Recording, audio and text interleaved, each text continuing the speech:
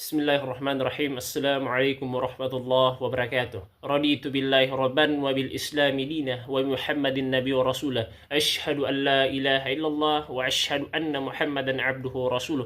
Allahumma salli ala Muhammad wa ala alihi Muhammad. Rabbi israh li sadri wa yassir li amri wahlul 'uqdatam min lidani yafqahu qawli. Amma ba'du. Puji syukur marilah kita panjatkan atas kehadirat Allah Subhanahu wa taala, di mana Dialah Zat yang telah banyak memberikan kita nikmat, baik berupa nikmat kesehatan, nikmat kesempatan, terlebih lagi yang namanya nikmat iman dan Islam. Salawat bermega salam tak lupa kita hanturkan kepada Nabi kita Nabiullah Muhammad sallallahu alaihi wasallam, di mana Dialah Rasul yang diutus ke alam permukaan bumi ini untuk menyempurnakan akhlakul karimah manusia. Mudah-mudahan insyaallah terlimpah curahan pula kepada para keluarganya, kepada para sahabatnya, dan insyaallah wabil khusus kepada kita para umatnya yang hadir pada kesempatan kali ini. Amin amin ya rabbal alamin. Baik, pada kesempatan kali ini saya akan kembali untuk mempresentasikan sedikit materi terkait dengan mata kuliah AIK 6 yang insyaallah akan saya ulas kembali pada kesempatan kali ini. Oleh karena itu mohon disimak dengan baik materi tersebut sehingga ini kemudian dapat kebermanfaatan yang dapat dipetik daripada apa yang saya sampaikan pada kesempatan kali ini. Adapun video ini ditujukan untuk memenuhi salah satu tugas dari AIK 6 yang berupa final test dari dosen pengampu Bapak Arman Maulana SPD MPD yang menjadi dosen pengampu dari mata kuliah AIK 6.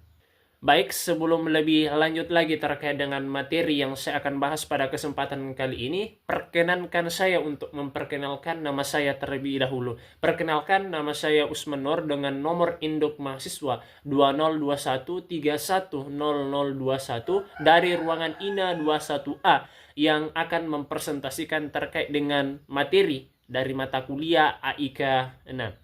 Baik, sebelum melangkah lebih jauh lagi, maka pada saat ini saya kemudian akan menyampaikan apa sih yang melatar belakangi saya untuk kemudian membahas materi-materi tersebut.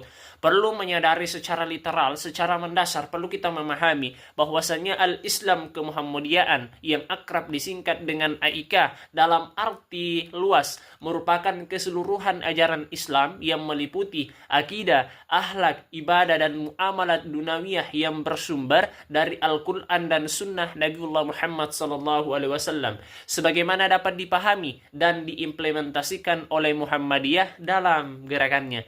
Melihat cakupan materi dalam AIK terbilang kompleks, maka pada kesempatan ini sangat penting untuk menjelaskan mengenai beberapa aspek dari cakupan materi tersebut. Salah satunya seperti wawasan ilmu pengetahuan, ilmu falak, dan bagaimana pedoman hidup warga Muhammadiyah yang harapannya mampu untuk memberikan pemahaman sekaligus edukasi kepada masyarakat terkait dengan materi tersebut, baik sebagai bahan refleksi maupun kebutuhan akademik dalam kehidupan sosial masyarakat. Baik, dari latar belakang tersebut maka dapat kita disclaimer. Ternyata ada 3 topik bahasan inti yang kita akan bahas pada kesempatan ini. Yang pertama terkait dengan wawasan ilmu pengetahuan, kemudian yang kedua terkait dengan ilmu falak, dan terakhir terkait dengan pedoman hidup warga Muhammadiyah.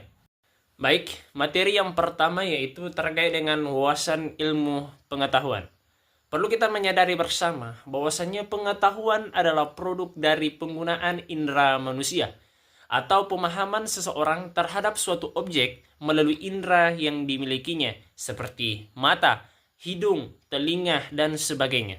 Proses penginderaan tersebut secara langsung dipengaruhi oleh seberapa kuatnya perhatian dan persepsi seseorang terhadap objek tersebut. Sebagian besar pengetahuan seorang diperoleh melalui indera pendengaran atau indera penglihatan. Selanjutnya, insyaallah melalui ilmu pengetahuan berdasarkan perspektif iman dan ilmu adalah jaminan Allah untuk meraih kesuksesan.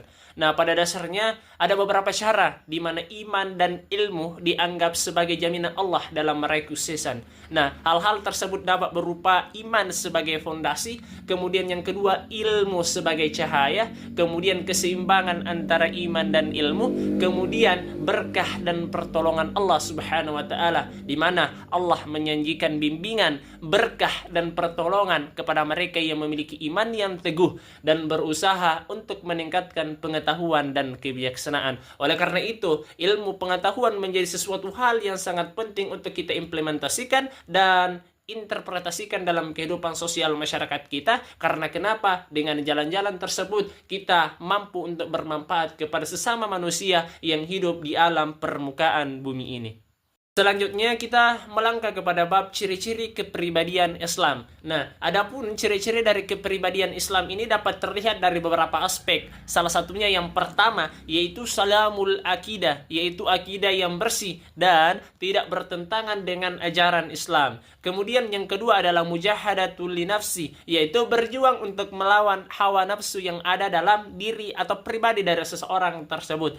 Kemudian yang ketiga yaitu berkenaan dengan matinul ukhluk, yaitu akhlak yang kokoh. Kemudian yang keempat yaitu berkenaan dengan qawiyul jismi, yaitu kekuatan jasmani. Nah, kekuatan jasmani ini harus dimiliki oleh seseorang muslim sehingga dapat melaksanakan ajaran Islam secara optimal dengan fisiknya yang kuat, seperti salat, puasa, zakat, dan haji yang merupakan amalan di dalam Islam yang harus dilaksanakan dengan fisik yang sehat dan kuat.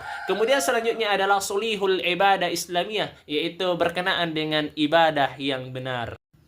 Nah, selanjutnya kita melangkah kepada materi yang baru, materi kedua yang berkenaan dengan ilmu falak. Nah, perlu kita menyadari bahwasannya ilmu falak ini ternyata memiliki pengertian. Nah, secara lughawi bahwa ilmu falak merupakan ilmu pengetahuan tentang orbit, garis edar, tempat beredarnya bintang-bintang dan planet-planet. Selanjutnya kita melangkah kepada subbab kajian selanjutnya dalam ilmu falak itu sendiri, yaitu perhitungan arah kiblat. Nah, arah kiblat merupakan sesuatu hal yang berkenaan dengan masalah arah, yakni menghadap kemana kita pada saat melakukan ibadah sholat. Nah, yaitu menghadap ke arah Ka'bah di Masjid Al-Haram Makkah. Arah Ka'bah dapat ditentukan dari setiap tempat di permukaan bumi dengan melakukan perhitungan dan pengukuran. Perhitungan arah kiblat pada dasarnya untuk mengetahui letak Ka'bah dilihat dari suatu tempat di permukaan bumi, sehingga semua gerakan orang yang sedang melaksanakan salat, baik ketika berdiri, ruku maupun sujud, selalu berimpit dengan arah Ka'bah.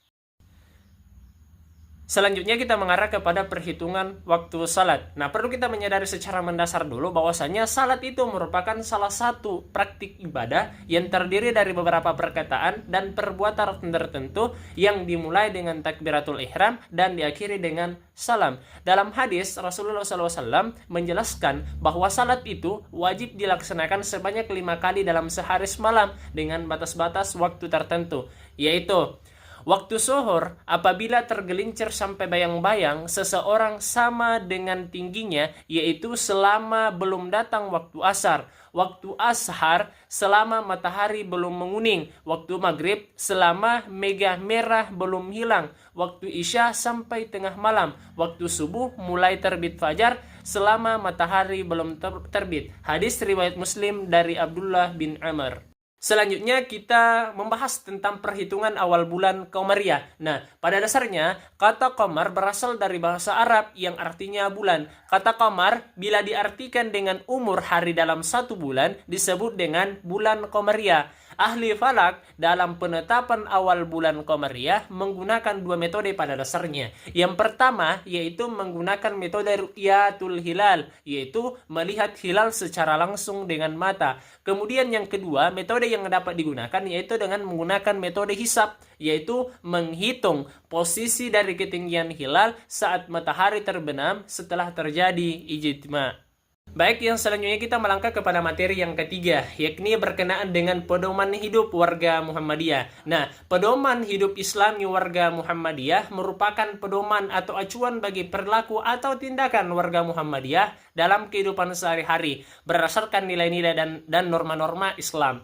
Adapun penjelasan pedoman hidup Islami warga Muhammadiyah dalam aspek individu, keluarga, sosial, bisnis, dan ekonomi dapat dijelaskan pada segmen kali ini. Nah, yang pertama pertama dalam kehidupan individu atau pribadi. Nah, dalam akidah, setiap warga Muhammadiyah harus memiliki prinsip hidup dan kesadaran iman berupa tauhid kepada Allah Subhanahu wa taala. Kemudian dalam akhlak, setiap warga Muhammadiyah melaksanakan ibadah dengan sebaik-baiknya, yakni ikhlas dan sesuai dengan tuntunan Rasulullah sallallahu alaihi wasallam, sehingga menjadi iman yang kokoh dalam diri. Kemudian yang ketiga, dalam ibadah, setiap warga Muhammadiyah melakukan ibadah baik ataupun wajib maupun sunnah dengan sebaik-baiknya sesuai dengan tuntunan Rasulullah sallallahu alaihi wasallam, serta menghiasi diri dengan iman yang kokoh, ilmu yang luas dan amal yang saleh yang tulus sehingga tercermin dalam kepribadian dan tingkah laku yang terpuji. Kemudian dalam muamalah duniawiyah,